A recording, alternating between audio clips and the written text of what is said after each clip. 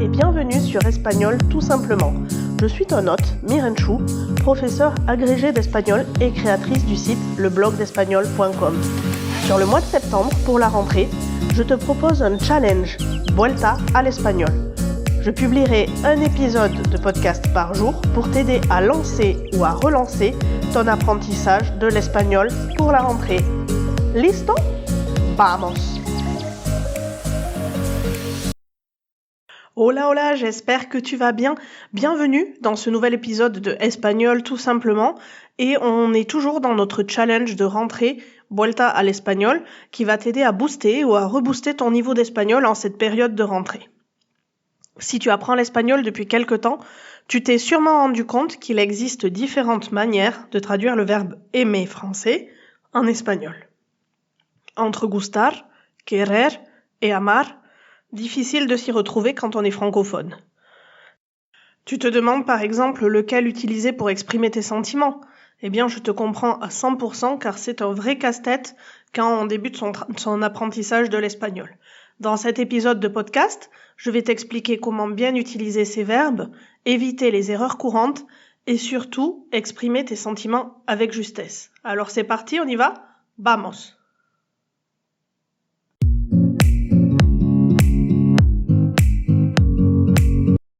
Commençons par celui qui est probablement le premier verbe qui te vient en tête pour dire aimer en espagnol, à savoir gustar. Attention, ce verbe est complètement piégeux parce qu'en réalité, gustar fonctionne comme plaire en français. C'est pourquoi en espagnol, on ne dit pas que tu aimes quelque chose directement, mais plutôt que cette chose te plaît. Alors, comment utiliser correctement ce verbe gustar? Plutôt que de dire j'aime, tu diras me gusta, cela me plaît. Tu ne parles donc plus de toi qui aimes, mais de l'objet qui te plaît. C'est complètement déroutant au début, mais c'est très simple une fois qu'on a compris. Par exemple, me gusta el chocolate.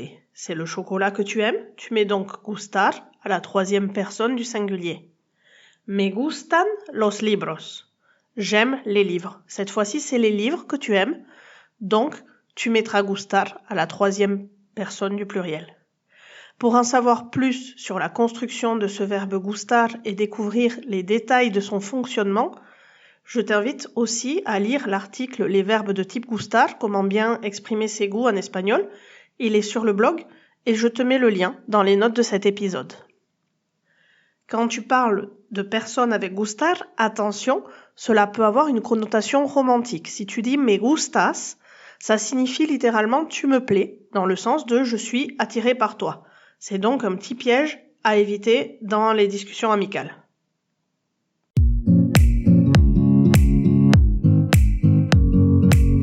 Un autre verbe que l'on peut employer pour dire aimer, en particulier aimer quelqu'un, c'est querer. Mais attention, querer est un verbe multitâche. S'il signifie bien aimer, il veut aussi dire vouloir. On a donc un seul verbe pour deux actions totalement différentes. Tu me suis? Alors, quand utiliser querer pour dire aimer? Si tu veux dire que tu aimes un proche, un ami, un membre de ta famille, c'est bien querer qu'il faudra utiliser. On est dans le registre affectueux, mais sans la passion intense de amar, verbe qu'on va voir juste un peu plus tard. Attention, le verbe querer, diphtongue, il va se conjuguer au présent de l'indicatif.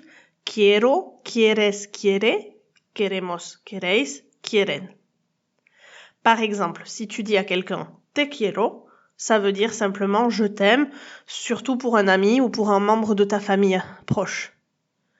On peut aussi l'utiliser pour des animaux. Par exemple, « quiero mucho a mi perro ». J'aime beaucoup mon chien.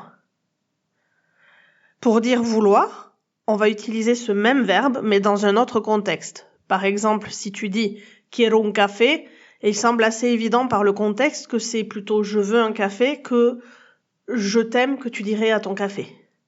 Si je te dis « quieres salir », évidemment, tu en déduis que c'est « tu veux sortir » et pas « tu aimes sortir ». Si tu voulais dire « tu aimes sortir », je te dirais « te gusta salir ». Le contexte te permettra de faire la différence entre aimer et vouloir. Mais c'est très important de garder en tête qu'il y a les deux sens possibles et de ne pas confondre.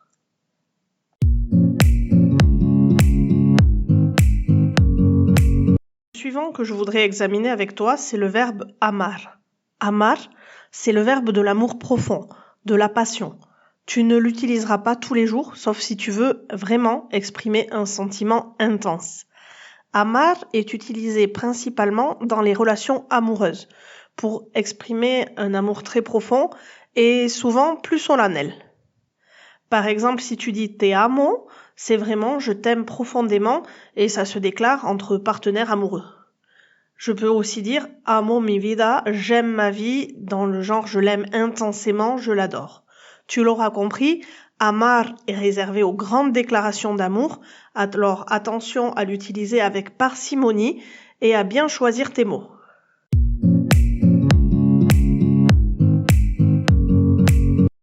Quand tu veux souligner que tu adores quelque chose, mais de manière un peu moins solennelle et hors relation amoureuse, c'est encantar qu'il va falloir utiliser. Ce verbe fonctionne comme gustar, c'est une construction indirecte où c'est l'objet ou la personne qui t'enchante. Cela permet un degré plus fort que gustar, tout en étant un peu passe-partout et en ne fonctionnant pas que dans les situations solennelles. Bien, comment l'utiliser? Tout simplement comme gustar, ils sont sur le même modèle et donc tu accorderas avec ce qui suit. Tu vas dire me encanta el cine, j'adore le cinéma, mais me encantan las tapas, j'adore les tapas. Si tu veux dire que tu adores quelqu'un de manière amicale ou affectueuse, mais sans romantisme, tu peux aussi dire me encantas, je t'adore.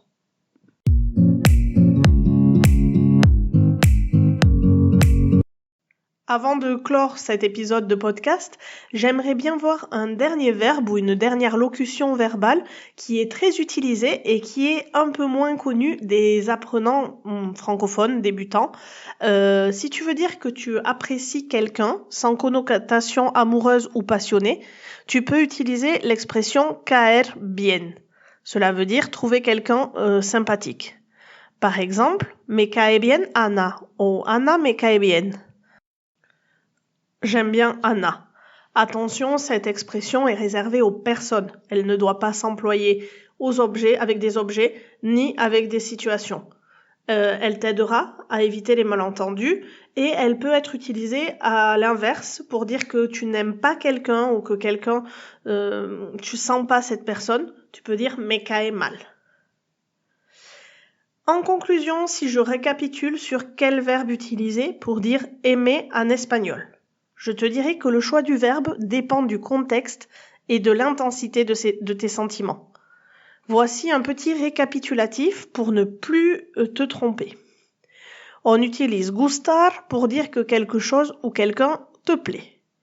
Querer pour dire que tu aimes un proche ou pour exprimer un désir. Amar sera réservé aux sentiments amoureux très très profonds. Encantar, lui, sera à utiliser au quotidien pour dire que tu adores quelque chose, mais sans insister sur le romantisme ou le sentiment amoureux. Et enfin, caer bien, pour dire que tu aimes bien quelqu'un de façon amicale. Maintenant, tu as toutes les clés pour exprimer tes sentiments en espagnol avec grande précision. Si tu me connais, tu sais ce que je vais te dire tout de suite, il faut passer à la pratique. Alors, je t'invite à élaborer tes propres phrases. Tu peux me les envoyer si tu veux les partager. Tu peux aussi me suivre sur Instagram, Facebook, pour encore plus de conseils et d'astuces. Si cet épisode t'a plu, partage-le avec tes amis qui apprennent l'espagnol. Et surtout, mets-toi à parler espagnol avec le bon sens du verbe aimer.